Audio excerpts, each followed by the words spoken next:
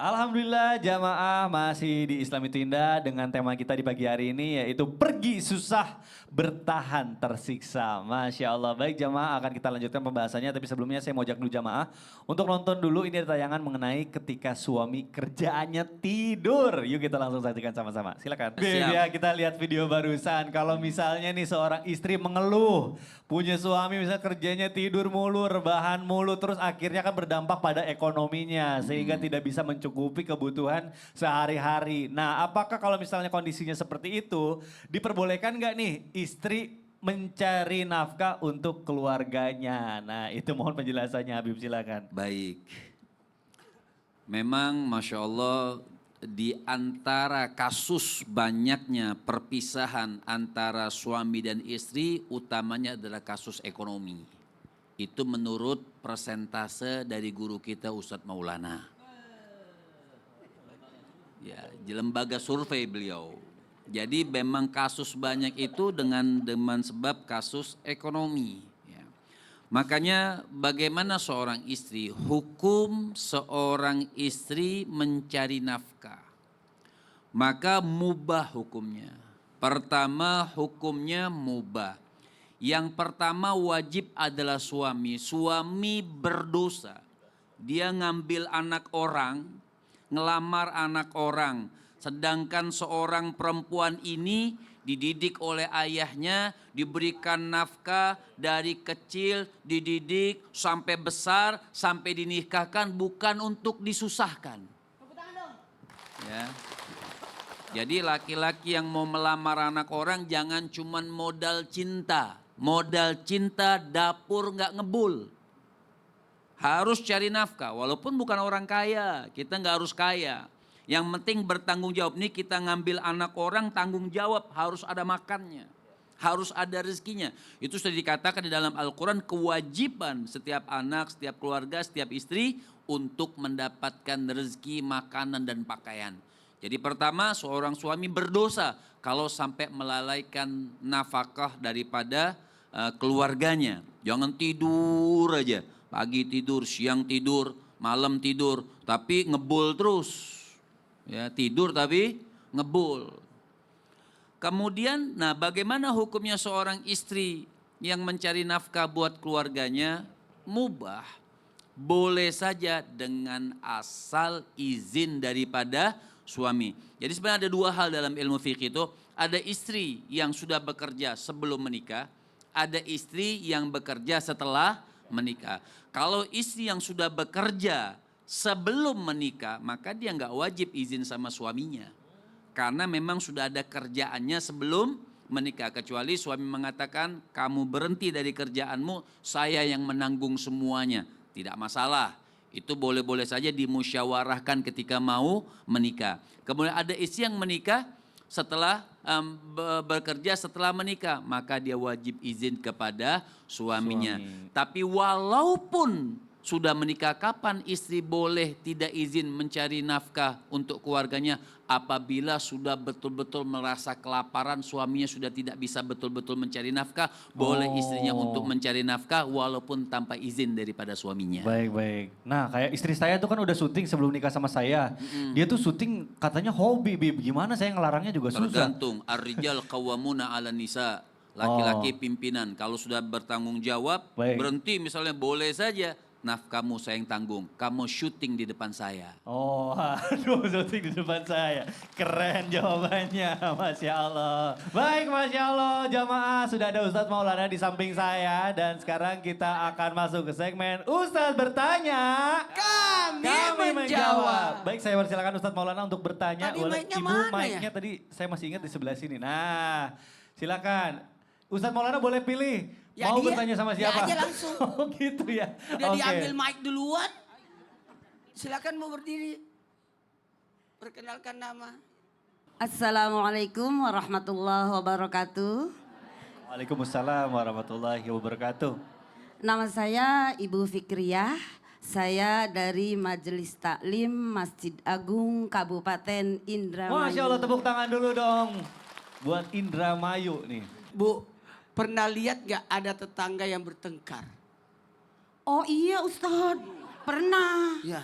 Itu sampai sepertinya emosi, suaranya sampai kenceng banget. Kedengarannya marah-marah. Saya sampai ngeri dan takut. Gimana tuh Ustadz? Ingat ya, orang diuji masing-masing dengan ujiannya. Betul. Dan kita tidak diuji untuk ujian orang. Beda. Jadi dia ujiannya sendiri. Bu, mau saya bahas? Iya Ustadz, saya menunggu jawabannya. Ya, silakan. Assalamualaikum warahmatullahi wabarakatuh. Assalamualaikum warahmatullahi wabarakatuh. Waalaikumsalam warahmatullahi wabarakatuh. Terima kasih Ibu. Izin Nabi, Ustazah, Masya Allah, Tabarakallah. Ketahuilah ketika sedang ada permasalahan dengan pasangan, sebaiknya jangan sampai tetangga tahu. Karena kenapa? Apalagi tetangga, jangan ikut mau tahu.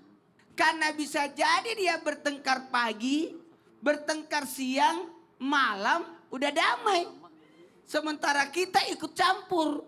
Paling bagus, ingat ya, kalau ada pertengkaran jangan sampai curhat sama tetangga. Curhatnya sama saksi. Saksi waktu nikah. Waktu nikah ada berapa saksi Bu? Dua. Dari pihak laki-laki, dari pihak perempuan. Saksi itu tidak hanya bertugas di meja akad. Tapi juga bertugas nanti sebagai penasehat setelah pernikahan. Saksi. Iya. Nggak sembarangan saksi itu. Orang yang dipilih jadi saksi adalah orang yang artinya bisa memberikan nasihat. Jadi teladan, memberi masukan. Nggak sembarang orang diangkat jadi saksi. Nggak sembarang. Mohon maaf tanpa menggurui, hanya mengingatkan. Sebaiknya jangan sampai tetangga tahu kalau ada permasalahan. Unna libasul lakum wa antul libasul lahunna. Artinya apa Bu? Kita ini rumah tangga pakaikan pakaian. Suami pakaian, istri pakaian. Jangan sampai, pakaian tugasnya apa sih Bu? Menutup. Menutup aurat, menutup kekurangan. Jangan sampai tetangga tahu.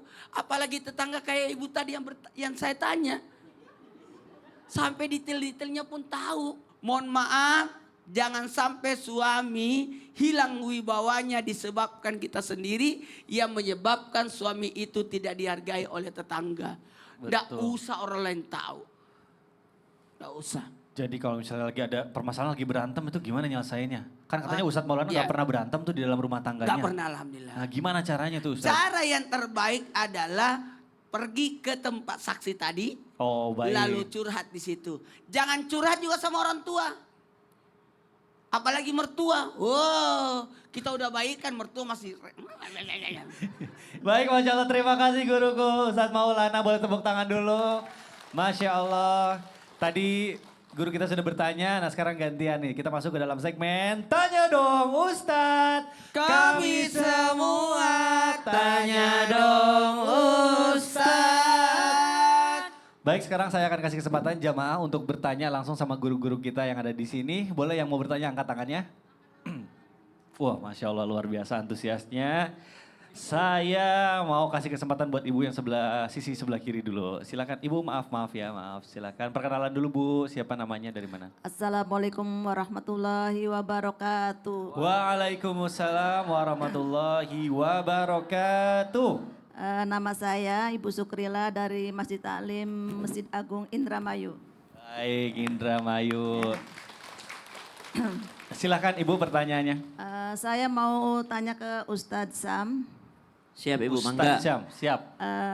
Kalau ada istri yang dijolimi oleh suami, lalu istri sudah melakukan sholat istikharah, tetapi belum menemukan jawaban terbaik, apa yang seharusnya harus dilakukan ya Ustadz? Oke baik, jadi dizolimi terus sudah sholat istikharah tapi belum mendapatkan jawaban. Jadi apa yang harus dilakukan? Iya. Baik, terima kasih ibu. Emang ibu-ibu kalau dizolimi istikharah ya Bu ya? Nah, biar nggak salah, jadi harusnya kalau dizolimi apa yang harus dilakukan Ustaz? Mohon penjelasannya, silakan guru. Baik, tabe guru Ustadz Maulana Habib Muhammad, Mas Mikdad serta guru-guru kami yang dimuliakan Allah Subhanahu wa taala. Al-Qur'an surah Ali Imran ayat 159. A'udzu billahi minasy syaithanir rajim.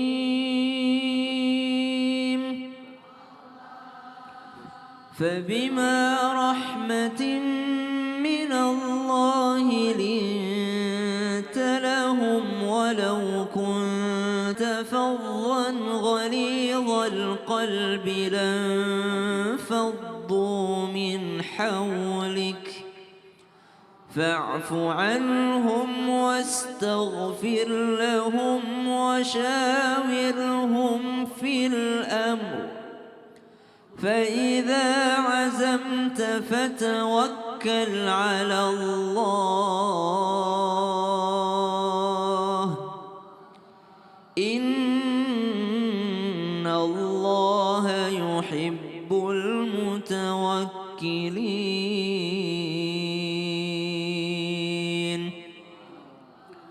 Sebab kasih sayang rahmat Allah engkau berlemah lembut terhadap mereka wahai Muhammad, kata Allah dalam Al-Quran. Walau kunta fadhan ghalidhal qalbi lanfaddu min hawlik fa'fu anhum wastaghfir lahum wasyawirhum fil amr. Maafkan, minta ampunkan, lalu ajaklah mereka kembali bermusyawarah. Kalau sudah semua, fatawakkal 'ala Allah, maka bertawakkallah kepada Allah. Jamaah yang dimuliakan Allah Subhanahu wa taala, pertanyaan selanjutnya yang menyangkut dengan tema kita. Kalau ada seorang istri yang dizalimi oleh pasangannya, oleh suaminya, lalu sang istri pun karena bingung mau cari jawaban, dia pun melaksanakan sholat istikharah, sholat sunnah 2 rakaat atas perintah Nabi SAW untuk mendapatkan petunjuk. Tetapi belum juga menemukan jawaban yang terbaik, maka apa yang perlu dilakukan? Maka selain istikharah ada yang disebut dengan istisyarah. Apa istikharah? Istikharah salat 2 rakaat minta petunjuk. Istisyarah itu apa? Musyawarah, minta petunjuk sama orang-orang terdekat. Minta petunjuk sama orang-orang yang faham. Minta petunjuk masalah agama, nanya kepada yang faham agama. Minta petunjuk masalah skincare, tanya ya sama orang yang ngerti tentang skincare. Jangan tanya skincare sama ahli agama, nggak nyambung. Nah, jadi nanyanya sama orang yang ngerti. Tentang pernikahan, nanya kepada ahli agama. Hukumnya bagaimana? Tentang mental sikap, kenapa ya suami saya agak gampang marah segala macam. Nanya ke psikolog. Nah, kenapa nanya ke psikolog? Subhanallah, sama ustadz dikasih doanya, sama psikolog dikasih solusinya. Oh ternyata suaminya dia pernah punya luka masa lalu. Dia tidak mau kalau diungkit masalah ekonomi. Dia tidak mau kalau diungkit masalah orang tuanya. Ada semua solusinya itu. Namanya musyawarah, istisyarah. Jadi istikharah dengan salat sunnah 2 rakaat. Tapi ada ikhtiarnya dengan musyawarah, bertanya kepada ahli-ahlinya. Kepada orang yang sanggup memberikan solusi. Terkait hukum juga, subhanallah, bagaimana kalau ada seorang suami sudah melakukan pemukulan segala macam, maka tanya kepada yang berwenang, pihak yang berwenang tadi. Betul. Jadi istikharah harus dibarengi dengan ikhtiar juga ya. Iya, istikharah, Tanya dulu. istisyarah. Masya Allah, baik. Terima kasih Ustaz Syah. Masya Allah, boleh tepuk tangan dulu dong. Baik jamaah, juga jamaah yang ada di rumah, jangan kemana-mana karena kita akan kembali lagi tentunya dalam tema kita yang Masya Allah luar biasa ini. Pergi susah, bertahan tersiksa, tetap di Islam itu indah. Jamaah, oh jamaah, alhamdulillah.